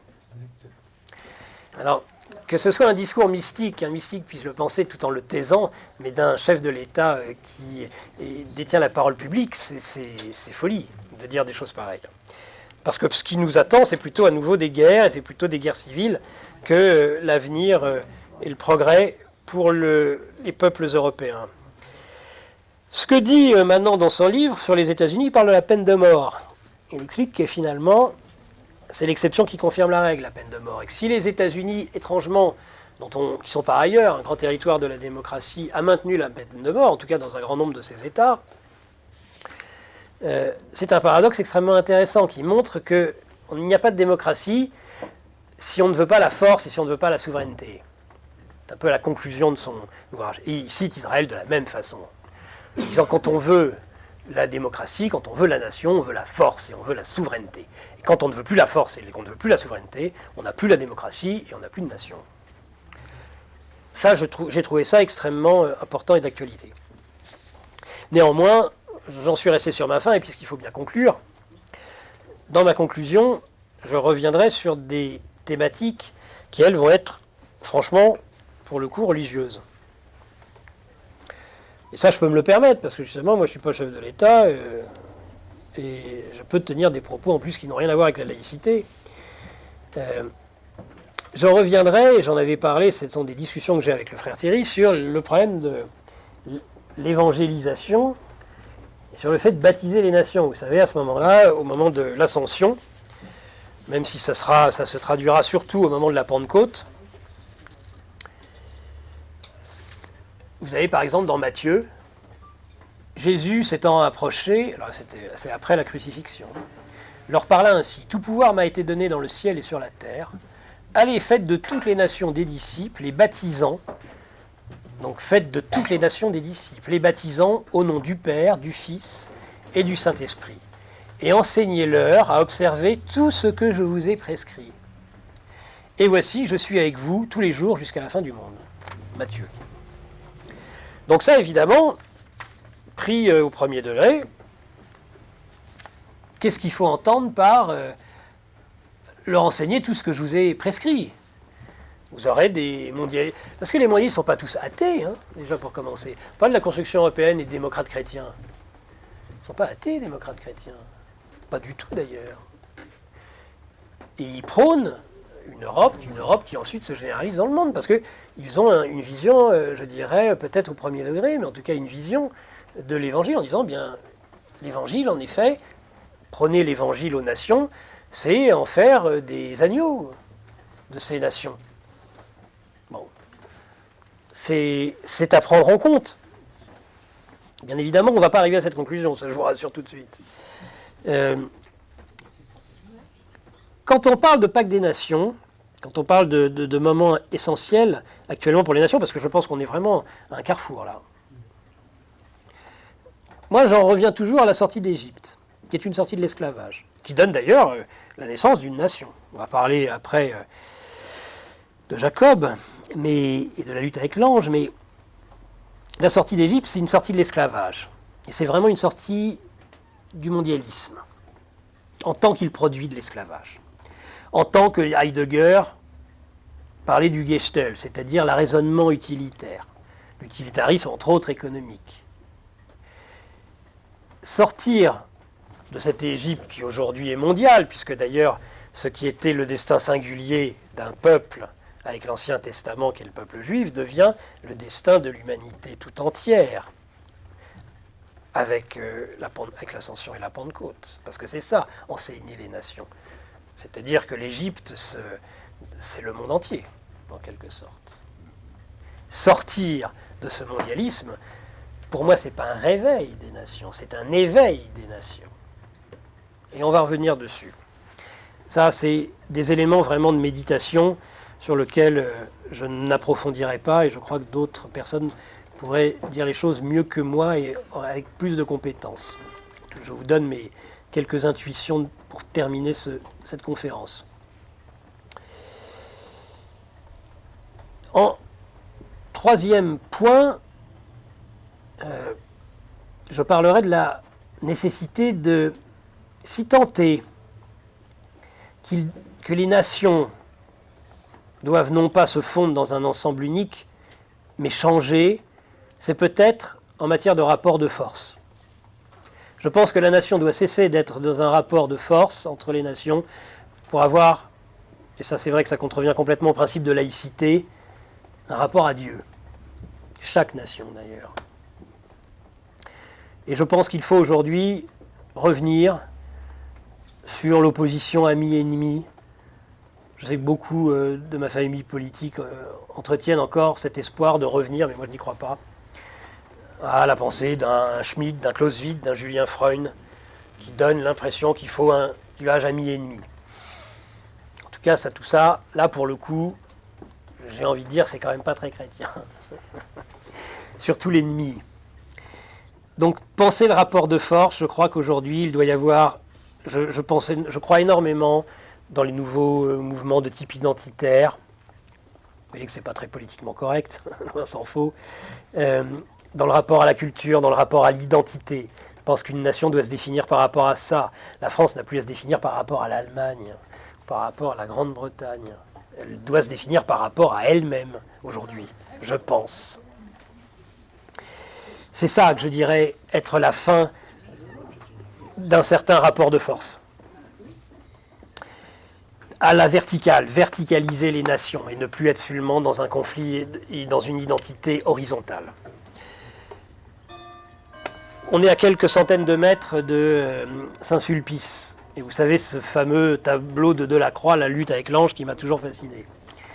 Où Jacob va devenir Israël, d'ailleurs, à ce moment-là. Une nation. Il change de nom. Il arrive au nom, d'ailleurs. Eh bien, il lutte non pas contre, il lutte avec. Il lutte contre quoi? Il lutte contre ses peurs, Jacob. Il a quand même volé le droit d'aînesse à Ésaü, son frère. Et son frère revient vers lui. Il va être obligé d'être confronté à nouveau à son frère. Donc il a peur de mourir déjà. Comme d'ailleurs nos sociétés et comme chacun d'entre nous avons peur de mourir. Jacob doit lutter toute la nuit contre ce monstre, contre toutes ses peurs. Et finalement, il vainc cet ange qui n'est pas l'ennemi, qui est l'adversaire. Il resitue, je dirais, ontologiquement l'adversaire. Et au miracle, le lendemain, Ésaü arrive et il ne le tue pas, il l'embrasse. J'ai envie de dire que c'est une merveilleuse parabole. Et faut les avoir, ces paraboles. Quand on voit ce qui s'est passé à l'opéra samedi, c'est tout à fait l'inverse qui s'est passé à l'opéra samedi. C'est-à-dire quelqu'un qui se jette avec son couteau contre un passant et qui le tue. Avec un couteau et qui le tue. C'est un Ésaü qui va tuer son frère Jacob. Ça, c'est indéniable. D'ailleurs, juste avant de terminer, et pour vous donner un cas concret de désinformation, je vous parlais des masses médias. J'ai fait mercredi une émission sur Courtoisie que je vous conseille en particulier en replay sur Internet sur l'islam et la Russie. Je ne sais pas si vous avez écouté un petit peu les informations par rapport à ce qui a été dit. Donc il est bien sûr complètement éludé le fait que le terroriste islamiste était français, naturalisé et fiché S, et alors on apprend qu'il est tchétchène. Alors c'est la dernière en date. Et d'ailleurs, moi j'ai un de mes fils qui me dit, mais je sais maintenant, on me l'a dit, finalement, l'islamisme, tout ça, ça vient de Tchétchénie à l'origine. Mais c'est bien sûr, ils ont réussi, parce qu'on croit, parce qu'entre nous, entre personnes qui sachons, évidemment, On sait très bien que tout ça c'est n'importe quoi. Pourquoi c'est n'importe quoi? C'est d'autant plus n'importe quoi que la Tchétchénie et que l'islam en Russie est non seulement très modéré, non seulement il y a eu des réformes. Quand on nous explique aujourd'hui que l'islam de France, on ne peut pas réformer le Coran, puisque ça a été écrit par Dieu. Mais il n'y a que chez nous qu'on dit ça. Enfin, il n'y a que chez nous, il n'y a que chez les salafistes et les wahhabis qui disent ça, les frères musulmans. C'est absolument pas le cas. Il y a eu des réformes de l'islam qui l'ont modéré énormément. Eh bien, par exemple, en Russie. En Tchétchénie, ils étaient soufistes à l'origine. Et c'est avec la décomposition de l'Union soviétique qu'évidemment, gagnant du Moyen-Orient vers l'Asie centrale, l'Afghanistan, jusqu'en Tchétchénie, la querelle d'un islam complètement importé est arrivé et a infesté la Tchétchénie. D'ailleurs, c'est à cette époque, rappelez-vous, parce qu'on dit, oui, Poutine, on voit ça souvent sur les réseaux sociaux, dit, j'irai poursuivre les terroristes jusque dans les chiottes. Bon. C'est à ce moment-là qu'il le dit. C'est pas aujourd'hui. Il l'a dit à l'époque. Et d'ailleurs, il insiste à l'époque, en 99, quand il arrive au pouvoir. Il dit, la guerre en Tchétchénie, c'est une guerre internationale contre le terrorisme islamique. Il alerte tout le monde. Et nous, en 2000, qu'est-ce qu'on fait de mieux? On ne trouve rien de mieux, c'est d'accueillir les familles tchétchènes, qui évidemment, dont on imagine que vous parlez de réfugiés. Il dit oui, ce sont des réfugiés. Alors les médias disent oui, c'était des réfugiés. Et aujourd'hui, d'ailleurs, la Tchétchénie est devenue l'équivalent de la République islamique d'Iran. C'est à peu près ce qu'ils ont dit. Vous vous rendez compte? Là, on n'est plus sur la désinformation, on est sur du mensonge. C'est-à-dire le mensonge absolu. En se disant, finalement, le Tchétchène, il est un peu russe sur les bords. Donc c'est un peu Vladimir Poutine qui a mis le coup de couteau. C'est insensé, les réflexes pavloviens qu'on est en train d'essayer d'instiller dans ce pays. C'est dramatique. Pourquoi j'en étais arrivé là? Oui, j'ai parlé du fait de lutter avec et donc de lutter contre. Et là, on peut revenir encore une dernière fois à Poutine. Donc, vous savez qu'il est d'ailleurs toujours un champion d'arts martiaux.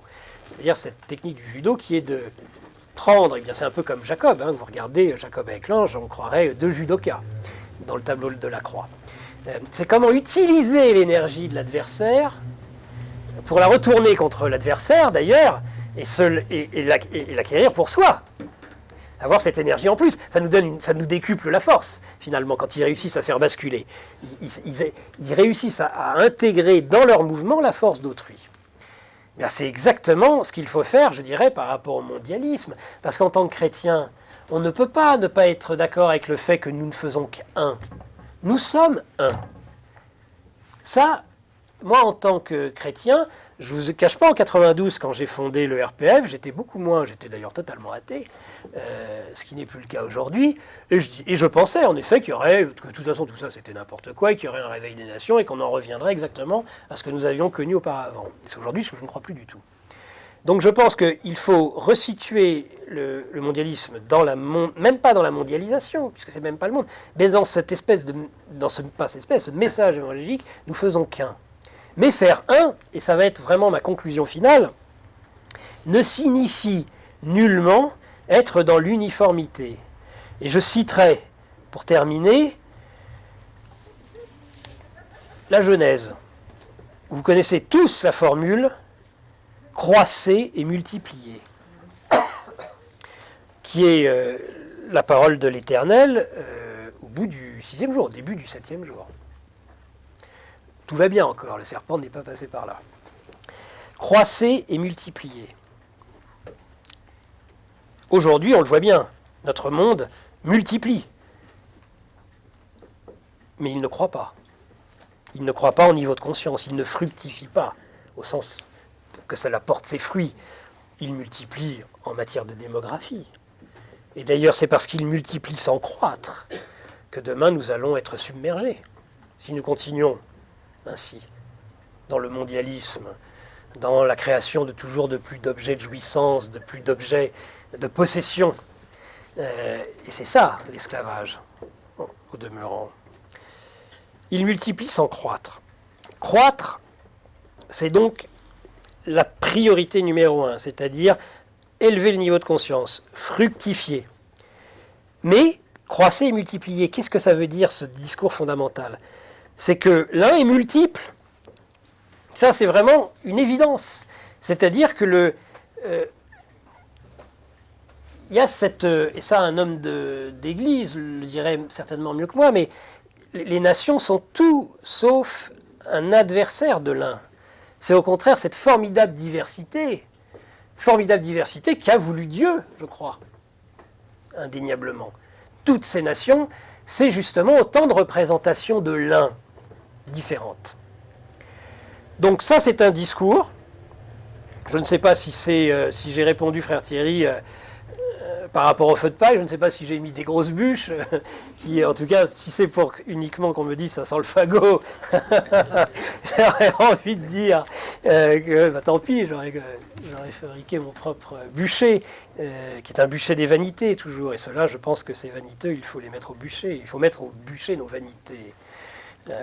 Voilà, c'est le mot de la fin. J'espère, j'ai essayé de vous expliquer un petit peu quelle avait été ma trajectoire, qui est complètement différente aujourd'hui de ce qu'elle fut à l'époque. Plus de 25 ans sont passés. J'ai acquis, bien entre autres, je vous le dis, frère Thierry, cette foi que je n'avais pas à l'époque, qui me fait voir les choses autrement, ce qui ne fait pas que je suis moins attaché à la nation, mais qui fait qu'en effet, en tout cas, sur un élément qui me paraît essentiel, je pense qu'aujourd'hui, il va falloir revenir sur un certain nombre de certitudes, entre autres ces certitudes sur le rapport de force. Ça ne veut pas dire qu'il faut être des agneaux. Le discours sur Beltrame, pour terminer peut-être juste là-dessus, parce que j'ai été un des premiers à imaginer que Beltrame était quelque chose de formidable qui nous arrivait. Sauf que ça a été complètement détourné. Ce qui m'intéressait dans Beltrame, c'est ce bon père Jean-Baptiste, c'est-à-dire qu'un père qui préparait le mariage d'un colonel de gendarmerie avec sa jeune épouse ait pu s'introduire dans le débat public. J'avais trouvé ça formidable. Sauf que, vous avez vu, ce tour de force du chef de l'État, au moment de l'hommage aux Invalides, n'a pas cité à un moment donné le mot chrétien au christianisme et l'identité chrétienne du colonel. Il a parlé, ce qui n'est pas un scandale, mais il a parlé de l'origine juive de la dame qui donnait lieu le soir à une marche blanche, qui avait été assassinée. Et il a parlé de l'islam, il a parlé donc des juifs et de l'islam. À aucun moment, la référence, le mot chrétien n'a été employé. Ce qui relativise d'ailleurs, quelques jours après, le discours des Bernardins, où un certain nombre de bons chrétiens ont dit « Ah, c'est formidable, Emmanuel Macron, ce qu'il nous dit ». Ça doit plus que relativiser les choses.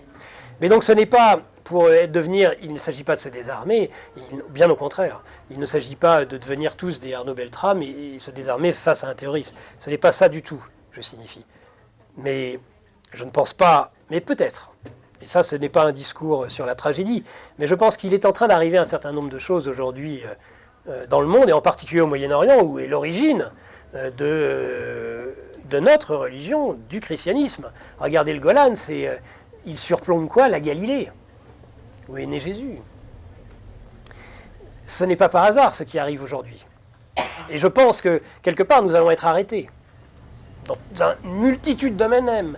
Ce ne sera pas magique, d'ailleurs, parce que Dieu n'agit jamais par magie. Mais on va être arrêté déjà par les propres forces que nous avons nous-mêmes mis en œuvre et qui aujourd'hui se retournent contre nous. Donc il y a un message d'espoir, je crois. Et surtout pas un message de désespoir qui ne peut en effet que provoquer des actes désespérés. Je n'ai pas du tout aujourd'hui, 25 ans après le début de ce combat, je n'ai rien perdu de l'espoir, de l'espérance, mais même pas seulement l'espérance, mais aussi de l'espoir sur ces sujets. Voilà à peu près ce que je voulais vous dire ce soir, mes chers amis. Bravo.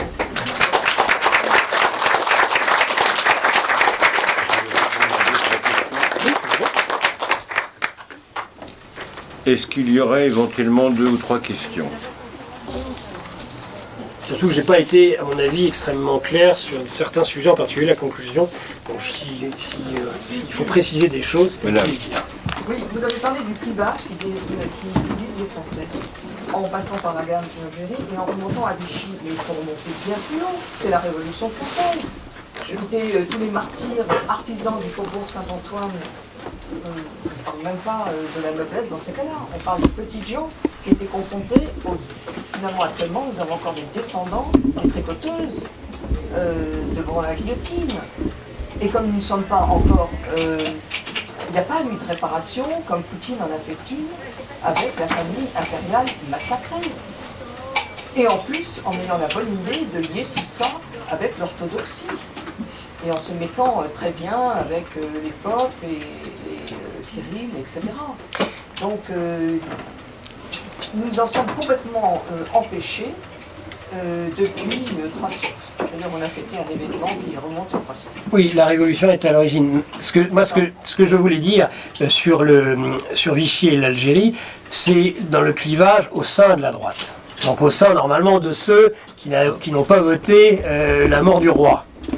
Parce que je crois que ce camp-là est majoritaire en France. Et il est même, à mon avis, il le serait beaucoup plus dans des conditions normales, on le voit, puisque Poutine est justement l'exemple même de ce que serait dans une démocratie où les gens auraient les idées claires, le résultat serait limpide aujourd'hui. Donc je veux dire qu'au sein même du camp des patriotes, des divisions artificielles ont été entretenues. Vichy et la guerre d'Algérie au sein de la droite, et entre les Français, même au-delà de la droite et de la gauche, ce problème du racisme. Je persiste à dire que s'il y a bien un peuple qui n'a jamais été raciste, qui a toujours été dans l'accueil, c'est bien le peuple de France. On ne peut pas nous faire assumer aujourd'hui les problèmes de l'esclavage, on ne peut pas nous faire assumer aujourd'hui ce qui se passe, à des problématiques éventuellement, je vous dis, américaines. Au pire, en effet, éventuellement, il y a bien un problème racialiste aux États-Unis, on le voit tous les jours. Mais ça n'a rien à voir avec l'histoire de France. En Angleterre, Oui, éventuellement, aussi. Mais ça, c'est les problèmes d'anglo-saxons.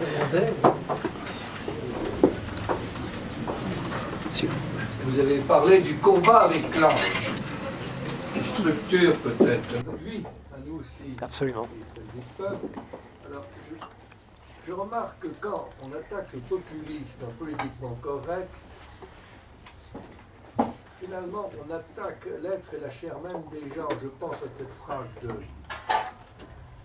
Chatov dans le possédé qui dit aux gens, qui perd son Dieu, perd son peuple. Qui perd son peuple, perd son Dieu, excusez-moi. C'est-à-dire qu'il n'est-il pas là un refus de l'incarnation? On refuse aux gens, on refuse à toute personne le droit d'avoir voix au chapitre. Qui serait l'idéal de la démocratie, d'avoir voix au chapitre au sens du Moyen-Âge. Donc nous sommes dans un combat, semble-t-il, qui est aussi eschatologique, un combat contre le nihilisme. Parce que qu'est-ce que c'est que ceux qui s'opposent au populisme? Je ne dis pas que le populisme a raison par nature, il peut aussi être dans l'idolâtrie.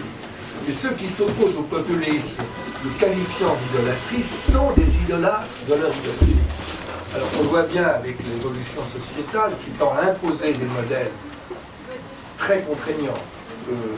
À la limite, le nihilisme, d'après l'étymologie de comment s'appelle cette théologie orthodoxe, Olivier Clément, Oui. serait quand l'homme serait séparé de sa racine, de sa racine, l'homme n'est plus libre de trouver sa vocation. Donc je pense que peut-être, si on a derrière nous cette idée qu'on est dans un combat eschatologique, cela peut nous donner non pas l'espoir de gagner, mais de donner sens à quelque chose qui est vital pour chacun de nous. Et c'est peut-être, le frère Kelly avait parlé de métapolitique, je pense, au début, c'est bien un combat aussi métapolitique. Et je pense que, par exemple, je conclurai, je ne crois pas du tout à la convergence Chevènement, Villiers, c'était un échec, c'est ce qu'il avait essayé des grands esprits comme Couteau, je sais, mais finalement des gens qui ne sont pas revenus de l'idéologie idolâtre, et c'est le cas de Chevènement, ne peuvent pas rentrer dans ce combat eschatologique. On l'a vu récemment en Chevènement, il a été un prix de Naïm Femen par Madame Hidalgo. Bon, je suis désolé, si la Femen est le porte-parole du combat contre la laïcité, ça ne marche pas, il y a quelque chose. Donc il y a vraiment... Je reviens au combat avec l'ange, qui est à mon avis le point fort de votre exposé. Merci. Je partage totalement votre point de vue sur l'incarnation. J'ai même envie de dire que je le dis souvent, je le dis entre autres à chaque fois qu'on s'engueule avec Bilger sur le sujet, je crois qu'on n'a jamais eu un président de la République aussi peu incarné que Macron, qu'Emmanuel Macron. L'idolâtrie, bien sûr. Le nihilisme, moi qui aime travailler les étymologies, je tiens du professeur Mattei, qui a été un de mes professeurs, une étymologie qui va totalement dans votre sens, puisque dans nihilisme, il y a il.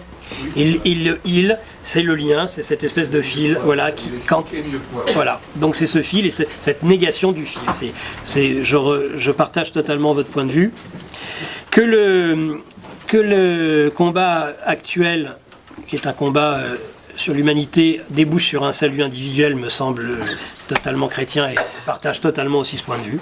C'est-à-dire qu'en effet, on n'est peut-être pas sur cette victoire au sens mondial du terme, mais en tout cas, c'est un combat qui retentit sur chacun d'entre nous. Et là, on n'est pas sur l'individualisme, mais sur le salut, à titre individuel, sur le plan individuel. Sur Chevènement, je dirais, faut-il tirer sur une ambulance? Mais voilà, mais parfaitement. Mais alors, mais ceci dit, non, mais sur Chevènement, mais ça, on revient sur de la politique, et on est moins dans les stratosphères, mais sur la politique, à titre personnel, je me suis toujours caractérisé sur le fait que je n'ai jamais cru au discours ni droite ni gauche, je n'ai jamais cru au souverainisme des deux rives de Paul-Marie Couteau. C'était d'ailleurs le sujet principal de nos engueulades, ça bien évidemment, et à mon avis il a influencé, il a voulu d'ailleurs rétropédaler, c'était très amusant, il a influencé Marine Le Pen sur ce discours, et quand il a compris d'ailleurs qu'il avait été trop bien compris par lui, par elle et par Philippot, il a essayé de revenir en arrière. C'était assez pathétique. J'aime bien l'Europe de Charlemagne. Qu'est-ce que vous en pensez? Malgré le prix Charlemagne. Oui, hormis le prix. Hein. Bah là, on est sur un Saint-Empire et donc c'est l'Europe. Bon, si vous entendez par là l'Europe et ses racines chrétiennes.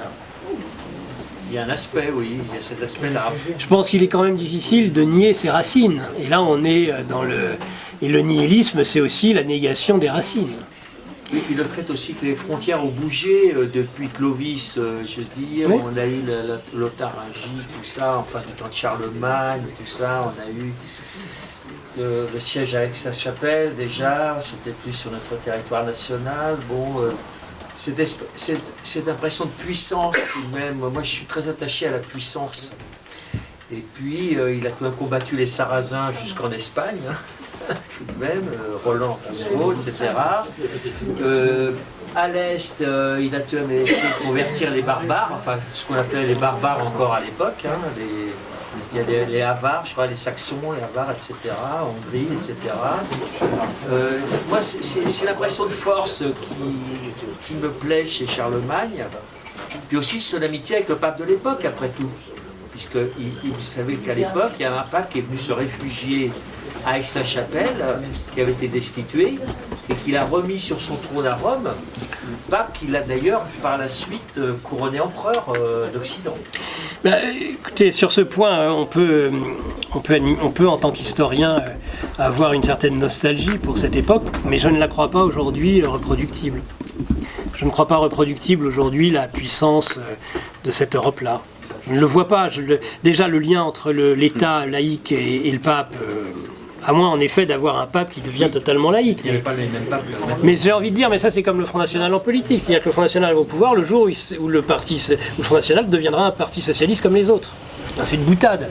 Mais c'est pareil avec le pape. Le jour où l'Église deviendra, ce sera complètement réconcilié avec l'État, c'est le jour où l'Église sera devenue totalement athée et laïque. Donc il n'y a aucune...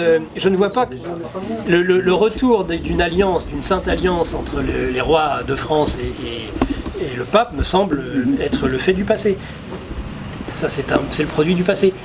L'Europe puissance aussi. L'Europe puissance ne correspond plus à rien aujourd'hui. D'ailleurs, et c'est pas demain la veille qu'elle sera à nouveau. On a des exemples récents, excusez-moi, on a les croisades, on a les pentes, et puis on a aussi Vienne, enfin les histoires de Jean Sobieski au XVIIe siècle. Bon, ça remonte à 3 siècles, mais enfin. Là, on a senti tout de même une solidarité européenne face aux invasions ottomanes. qui d'ailleurs les Français étaient un peu absents dans cette bataille. Mais est-ce que vous... Je le regrette d'ailleurs. Est-ce que c'est par esprit, c'est par humour, ironie, enfin, vous ne pensez pas une seconde que les peuples actuels, tels qu'ils sont en Europe, peuvent demain se reconvertir à l'Europe de Charlemagne? Enfin, Pour c'est moi, insensé. Toute situation est renversable pour moi. Regardez De Gaulle est parti, je ne sais pas que j'aime De Gaulle particulièrement, hein, je vous le dis tout de suite. Ne vous excusez pas. Non, De Gaulle est parti le 17 juin à Londres, il n'avait pas grand monde derrière lui, hein, je vais vous dire, c'était perdu d'avance. Oui, mais il avait des puissances considérables. Après, oui, après. Et aujourd'hui, Au départ, il n'avait pas grand-chose. Au départ, il n'avait pas grand-chose. lui, oui, mais il était dans un camp qui était extrêmement puissant, alors qu'aujourd'hui, vous n'avez plus rien de tout ça. Oui, une dernière question. Une dernière question. J'avais une question. Après avoir lu 2 livres, La cause du peuple de Patrick Buisson et Décomposition française de Malika Sorel, on a l'impression que même lorsqu'un gouvernement moins à gauche comme Sarkozy était élu, avec des conseillers comme Malika Sorel et Patrick Buisson, rien ne se fait. Et que par conséquent, le changement ne viendra plus du pouvoir exécutif, mais d'un soulèvement qui pourra peut-être venir. Qu'en pensez-vous? Alors qu'aucune solution ne vienne du système électoral, j'en suis convaincu depuis maintenant un certain nombre d'années. J'ai bourlingué dans beaucoup de groupuscules politiques et j'ai essayé avec des amis d'incarner un certain nombre d'idées politiques en dehors des grands partis politiques aux élections. Ça s'est toujours soldé par des échecs qui me font dire aujourd'hui, alors là très clairement, contrairement à beaucoup de mes amis souverainistes, je ne crois plus du tout dans la solution électorale. Ça, c'est évident. Et quand Tandonnet, je vous parlais au début, nous dit ça se tend, mais il y a encore des solutions politiques, institutionnelles et électorales, je ne peux pas, c'est totalement résiduel aujourd'hui. Il n'y a plus aucun espoir de la sorte. Le soulèvement, j'ai envie de dire, le soulèvement tel que vous l'imaginez ou tel qu'on pourrait éventuellement même l'espérer, me semble faire partie du monde de Charlemagne. Enfin, je veux dire, je ne vois pas du tout demain un soulèvement de ce type. Ça, je le souhaiterais. Je vais même vous dire, là c'est un petit logo des Volontaires pour la France, dont je suis un des membres fondateurs, qui est dirigé par Yvan Blum et puis surtout le général Martinez. Donc, et qui se dit en effet apolitique, au sens où il prépare autre chose que les élections. Il prépare le jour où un certain nombre de troupes vont arriver, comme les jeunes identitaires qui ont commencé à se prendre en main, eux-mêmes, et à faire ce que l'État ne faisait plus, c'est-à-dire à faire barrage aux frontières, à se substituer, paraît-il, à un service public. C'est la dernière en date.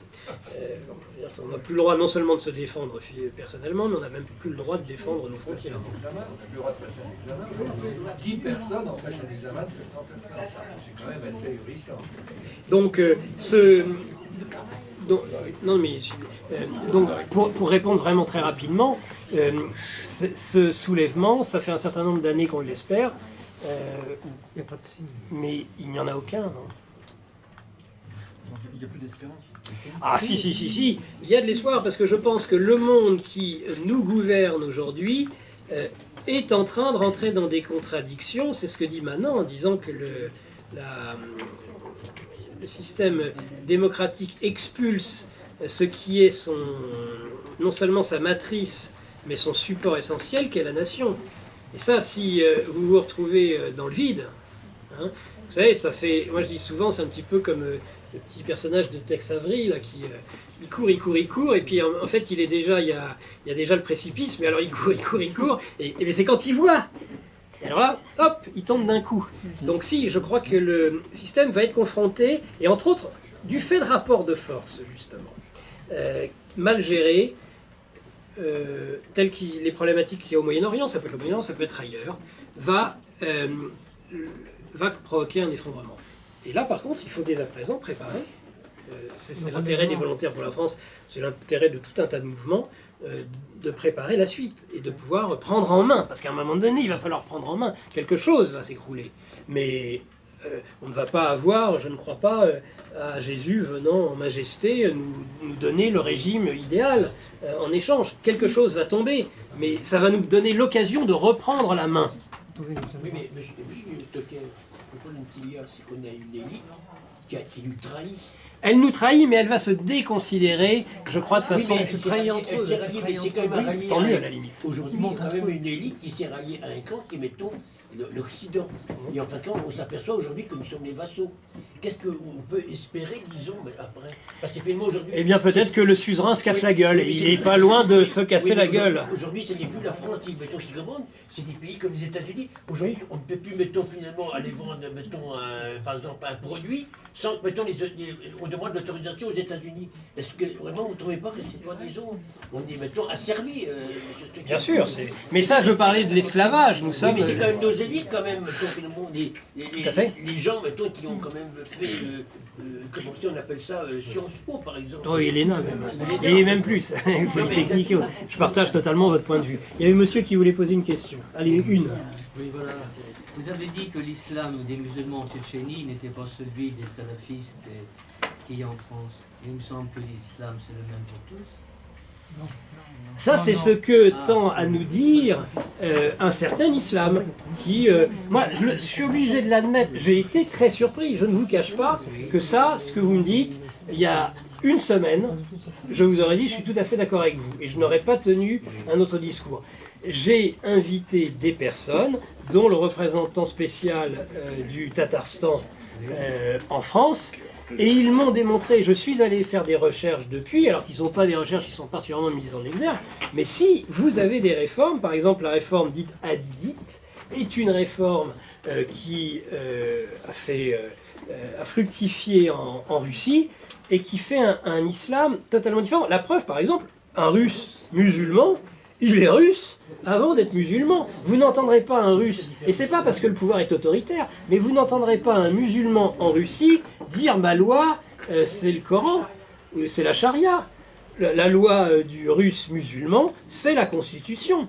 Ça, c'est tout à fait évident. Je pourrais vous citer les anecdotes que m'a rapporté Yvan Blot sur ce sujet, où le grand mufti est invité lors de l'équivalent, je dirais, de la conférence des évêques en France, chez les orthodoxes. Et il est là, et il prend la parole. C'est pas les évêques qui vont se déplacer à la grande mosquée. C'est le grand mufti qui va sur l'équivalent de la conférence des évêques, qui dit « mais moi je suis très bien, mais bien évidemment c'est la Russie, c'est mon pays. D'ailleurs on s'est tous battus contre le nazisme à une époque, et bien sûr notre patrie c'est la Russie. » Et ça ne pose en Russie réellement aucun problème. D'ailleurs, je referai une émission, cette fois-ci plus longue de 3 heures, tellement j'ai trouvé le sujet intéressant, où j'inviterai les personnes sur la façon dont l'islam est réglé, et la problématique de l'islam et de l'islamisme est réglée en Russie et en France. Par exemple, très concrètement,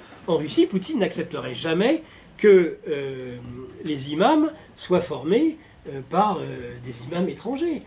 Qu'un centime de l'étranger vienne financer d'une quelconque façon les mosquées en Russie. C'est absolument impossible. Mais ils ont de l'argent. Alors je dis, alors c'est parce que vous financez. Non, on ne finance rien. Là je me suis fait ramasser, d'ailleurs, je me suis dit, parce que vous financez en Russie les mosquées. Il me dit, non, il n'y a pas besoin, parce qu'en effet, le Tatarstan est riche. Ils ont du pétrole, il n'y a aucun problème. Alors, moi, j'en suis qu'au début, je ne voudrais pas, après avoir eu les certitudes qui sont les vôtres, qui étaient, en effet, c'est toujours le même islam, tout d'un coup rebasculer en sens inverse en disant, vous racontez n'importe quoi. Je veux que ce sujet soit travaillé, je n'ai aucune certitude comme sur le reste, mais je pense que ça mérite d'être travaillé. Absolument essentiel, ça. Hein. Peut-être. Essentiel. Parce que ça tendrait à dire que les soi-disant musulmans et islam de France nous racontent n'importe quoi. Des sornettes. Bien sûr qu'on peut réformer l'islam. Ils l'ont réformé en Russie. Oui, Parce écoutez, qu'il est soumis. je veux dire, je connais bien l'Inde, j'ai passé un an en Inde. Oui. Ils m'ont traduit les versets du Coran sur l'Yiddish, je parle pas l'Yiddish, mais en anglais. Et c'est les mêmes versets que l'on lit ici dans les livres, les Corans qu'on achète partout. Hein. Il y a 300 millions de musulmans en Inde. Hein. Ah, je vous dis, j'ai pas acquis une des certitudes sur le sujet. Je souhaite le creuser, parce que je pense qu'il mérite d'être creusé, qui pourrait montrer une grande imposture. Mais je ne suis pas devenu musulman et pro-musulman pour autant, hein, je me rassure tout de suite. Mais Quel est le point de vue des volontaires pour la France en ce qui concerne l'armement des citoyens? ah bah écoutez, Est-ce que vous avez un programme pour apprendre aux dames à tirer? absolument. C'est un sujet extrêmement. C'est un sujet qui est essentiel. Si les bonhommes font rien dans ce sujet. C'est un sujet qui est totalement. C'est un sujet total. Ah bah absolument, c'est un sujet qui est essentiel que nous avons traité sur Radio Courtoisie samedi dernier. Non, j'ai écouté, c'est du blabla. Alors, ah bah attendez, je vais le répéter. Je vais le répéter, vous allez me dire si vous trouvez ça du blabla. Alors attendez, à deux reprises, nous avons traité. On est parti sur une base qui va vous plaire, qui est que le fait de désarmer les populations, c'est finalement, contrairement à ce qu'on nous raconte, l'inverse. On se laisse raconter. Allez, désarmer les populations aujourd'hui, c'est rétablir la loi du plus fort. Ça, c'est la base. Et en particulier entre les hommes et les femmes. Et moi qui suis, alors ça d'ailleurs, ça me crée des problèmes, mais je suis taxé de féministe, enfin pas du tout féministe à la mode de Schiappa, mais en tout cas, et qui suis extrêmement intéressé et soutient la cause des femmes, au sens noble du terme, comme je suis écologiste, au sens noble du terme, quand il faut sauver la Terre. Ça n'a rien à voir avec l'écologie politique, mais c'est pareil pour le féminisme. Eh bien, donc oui, il est évident que le droit de se défendre est le premier des droits. Ça, c'est la première chose. Alors ensuite, ça existe. Ensuite, il y a des lois. Et ces lois nous permettent aujourd'hui, jusqu'à présent, malgré un certain nombre de limitations voulues à la fois par l'État français et par l'Union européenne, on en a parlé, il est tout à fait possible aujourd'hui d'acquérir des armes, d'avoir des programmes. Il est bien évident possible de s'inscrire, sauf éventuellement à Vissou, où ils viennent de fermer parce que... La France, concrètement, comment vous approchez les gens des pécans moyens? Alors, le 9 juin a lieu à Bourges. Ah non, mais attendez, je vais vous expliquer pourquoi. A lieu à Bourges le 9 juin la réunion des cadres. Maintenant, le territoire est à peu près maillé intégralement. Et dans la besace du responsable départemental, dans tous les départements de France, il y aura un certain nombre de formations. On a commencé à le faire, aussi en région parisienne, où là, on a fini, ça y est, de mailler le 71, 75, 76, 77, 78, non pas le 78, 91, 92, 93, 94, 95. Donc on a des responsables départementaux qui ont tous été briefés. Et bien évidemment, il y aura des formations dans chaque département de self-défense. Et aussi, bien sûr, de tir, permettant à l'ensemble des militants des volontaires pour la France d'avoir la possibilité d'acquérir un port d'armes et donc des armes à feu. Parce que ce n'est pas interdit par la loi. Nous avons des juristes et nous ferons absolument le maximum pour justement la possibilité de se défendre. Et en particulier, je le répète, les femmes, parce que comme le disait un de mes invités samedi soir, la menace aujourd'hui peut venir de n'importe où, n'importe quand, et du fait de n'importe qui. C'est parce que vraiment ce qui s'est passé... Voilà, je ne suis pas venu là pour ça, mais bien évidemment, je vous le conseille. Mais en tout cas, vu ce qui s'est passé à Opéra samedi soir, il est bien évident, mais quelle chance! Parce que les médias ont dit « Ah, ils sont intervenus en un quart d'heure ». Mais c'est un coup de chance. Oui, ou en 9, oui, alors après, d'abord ils ont dit 9 et après 15. Mais il y aurait eu quelqu'un qui aurait été... Il y aurait eu... De toute façon, jamais personne ne se serait jeté sur une foule si on avait présumé qu'il y avait dans la foule des gens armés. C'est parce qu'on n'est plus armés qu'aujourd'hui ils peuvent non seulement venir nous agresser chez nous. C'est ce que dit Trump. Non, mais je partage ce point de vue. Merci.